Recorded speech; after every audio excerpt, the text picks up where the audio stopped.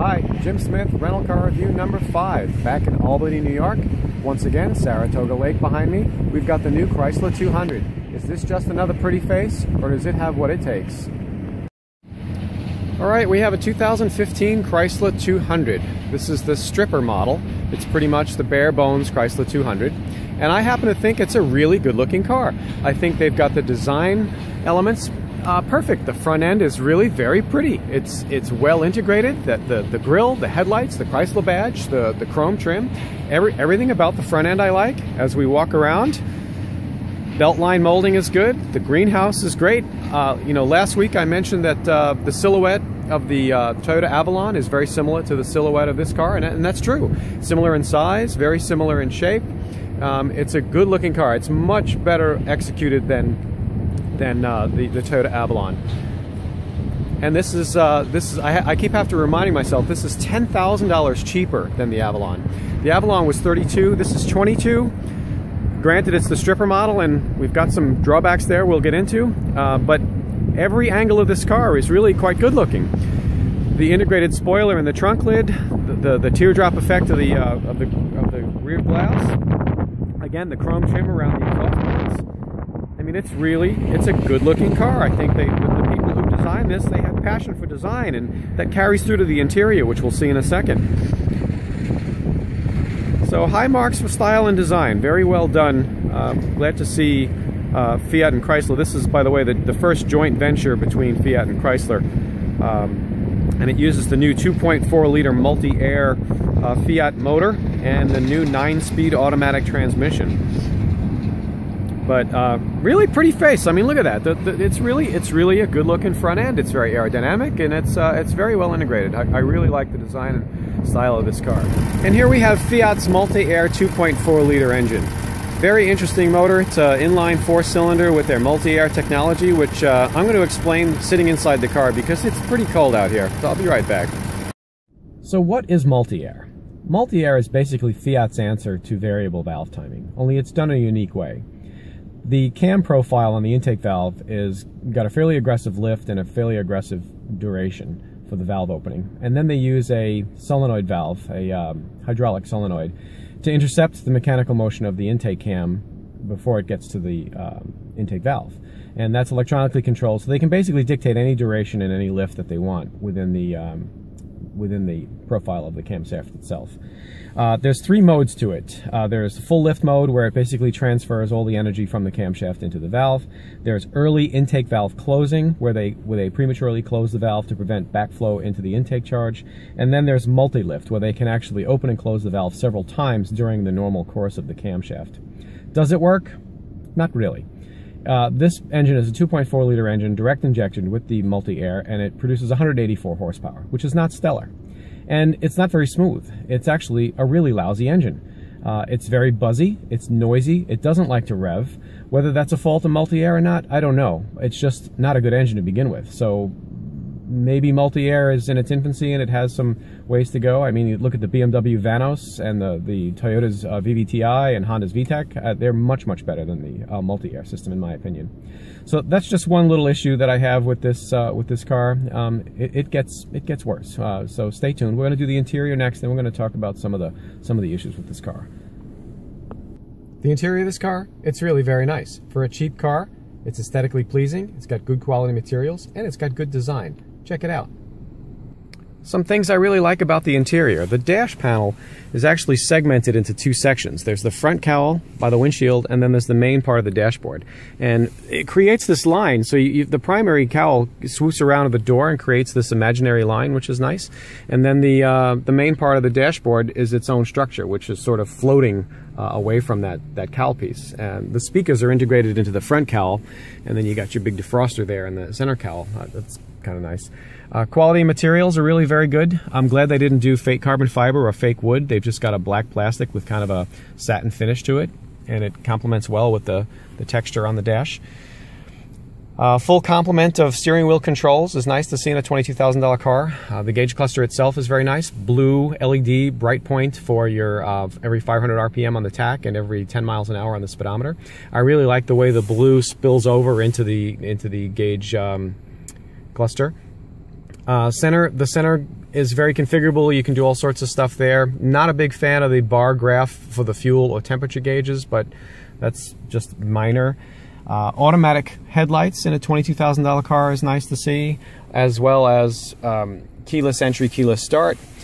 The stereo is really quite good. It's the Uconnect stereo, like many other Chrysler Jeep products, and it works just as well as the others. The seats in this car are, I think the fabric's tacky. I think it's, you know, like the 1980s, 1990s tacky, but that's, you know, whatever. And the seats themselves, they're not very comfortable. They actually feel like bucket seats. You just feel like you're sitting in a hole. But again, it's $22,000, so there's some compromises that you make. The center console is really very nice. So you've got, you know, you got your obligatory cup holders, and then you can pull this thing back. It feels very high quality. It's on some type of dampening system. And then you can open it, and you've got a really large center console. And then the back section opens up, and you've got yet another section back there, which is nice. And then down below the center stack, you've got like a pass-through down here, which is, you know, plenty of room for stuff. And I like the fact that the center stack integrates well into the passenger compartment. It's they really did a nice job aesthetically. So let's get into some of the functionality issues I have with this, because there are several. Another thing I like about this interior, or the functionality of the interior, is this the shift mechanism. In this day and age, there's no reason you need this big clunky mechanical shift mechanism that's physically connected to the transmission. This is just a switch. It tells the computer what gear you want. It works quite well, and it's very non-intrusive into the interior, and it's aesthetically pleasing. Next to that, you've got an electric handbrake, and again, $22,000 car. It's unusual to see these things. All right, so let's get into some of the issues I have with this. Okay, the first and foremost, climate control system is a very basic function of a car, and Chrysler and Fiat really screwed this up. So let's start here. So you've got your audio controls and your climate controls are sort of integrated into one module here, and then you've got this really small 5-inch touchscreen. They've got all this real estate for a touchscreen, and they went with a 5-inch touchscreen. You can buy an Android tablet. You can buy a 7-inch Android tablet for $100, and it would be much better suited for this. So anyway, let's keep going. So down here, we're going to talk about our HVAC controls. And down here, you've got a major big dial for your fan, and that's sometimes confused with the audio volume. The audio volume is here, and then your bass and treble and tuning functions are here. But yet everything is displayed up here. So we can also change our temperature, hot and cold. And we can do recirc, we can do AC, and we can do rear and front defroster, and we got our traction control on or off, and we can turn the LCD screen on or off. But what you can't do from here is actually choose where the air is going to come out, whether you want it on the vent, or whether you want it on defrost, or whether you want it on your feet. That's actually done through the touchscreen. Now, representing where the heat controls are is this tiny little sliver. I got the radio on right now, and this tiny little sliver up here shows you the clock. It shows you your fan speed. It shows you your temperature, hot and cold, and where your actually air is going to come out.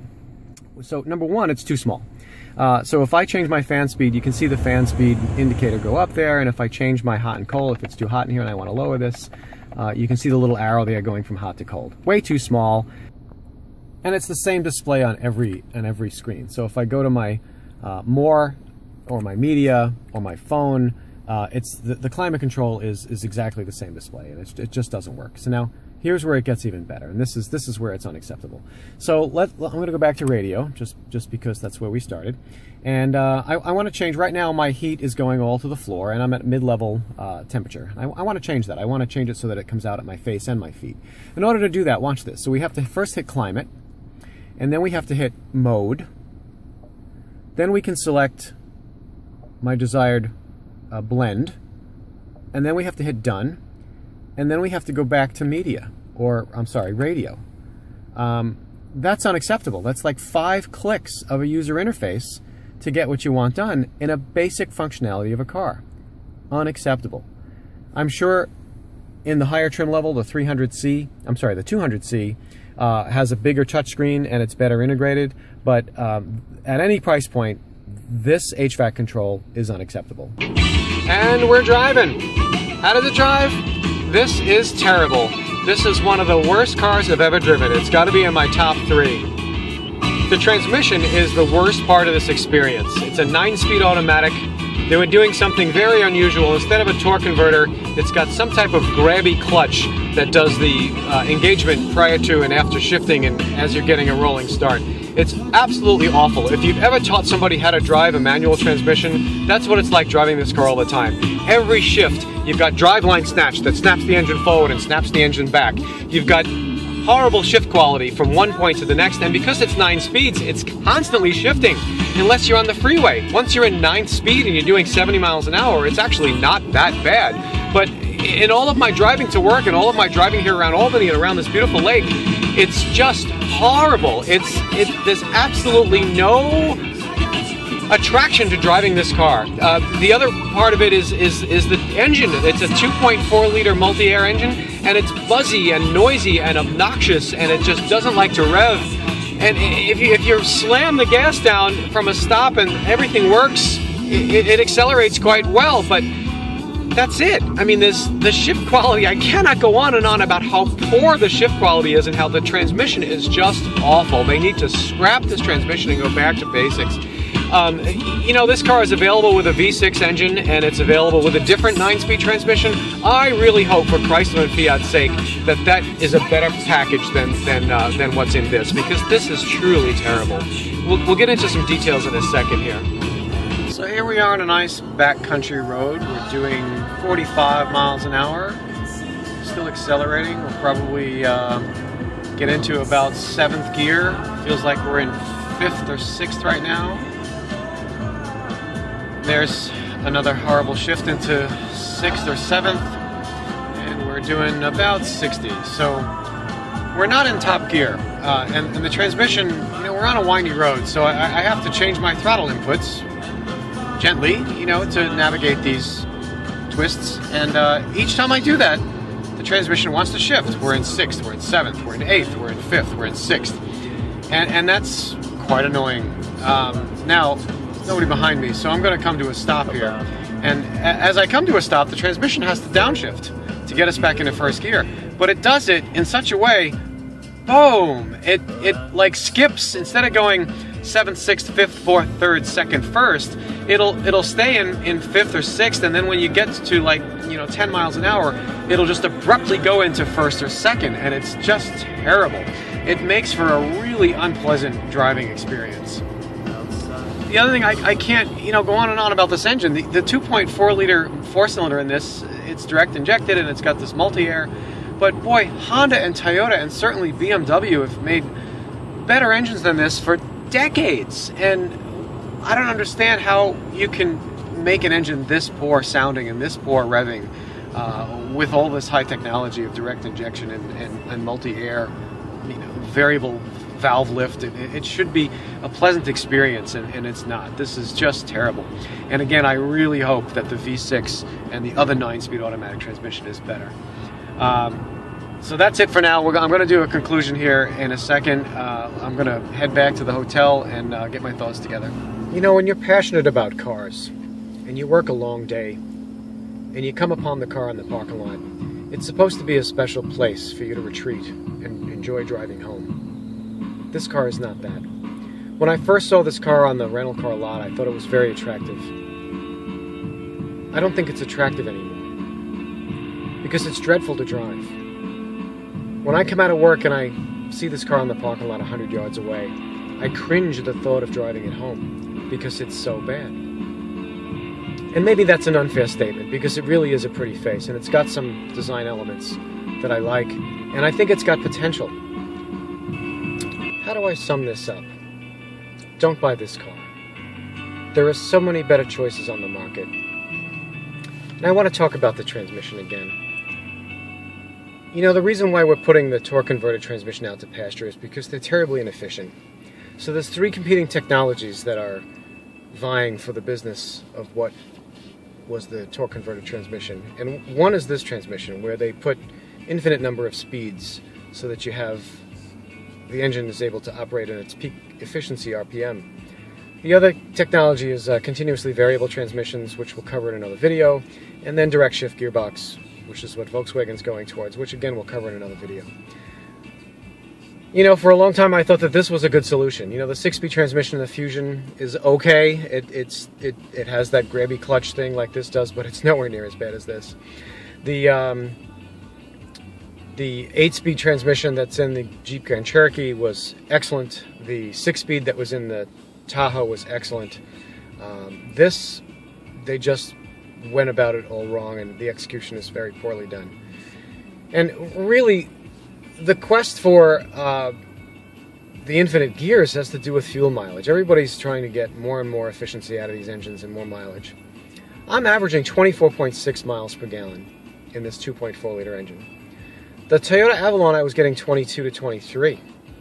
And in the Chevy Tahoe, 5.3 liter, 6,000 pound behemoth of a vehicle, I was getting, you know, I hypermiled it on the way back from Springfield and I got 20 miles to the gallon. This is deplorable. This is inexcusable. This is really just a terrible solution for everything. I mean, if you really want a nice sedan that gets good gas mileage, go buy a diesel. Buy a diesel Jetta, buy a diesel Beetle, buy a diesel Passat, buy a diesel Q5, buy a Chevy Cruze diesel. You know, you're going to get 30, 40 miles to the gallon, and it's going to be a pleasant vehicle to drive. I don't know how they got so far off track with this car. It's that bad. And again, I said this twice before in the video, but the V6 and the other 9-speed, I really hope that's better. And I really hope that Fiat and Chrysler continued the efforts to make this better. But for this, please, don't buy this car. It's absolutely crap. Sure, it's got a pretty face, but from the neck down, it's for shit. See you next time.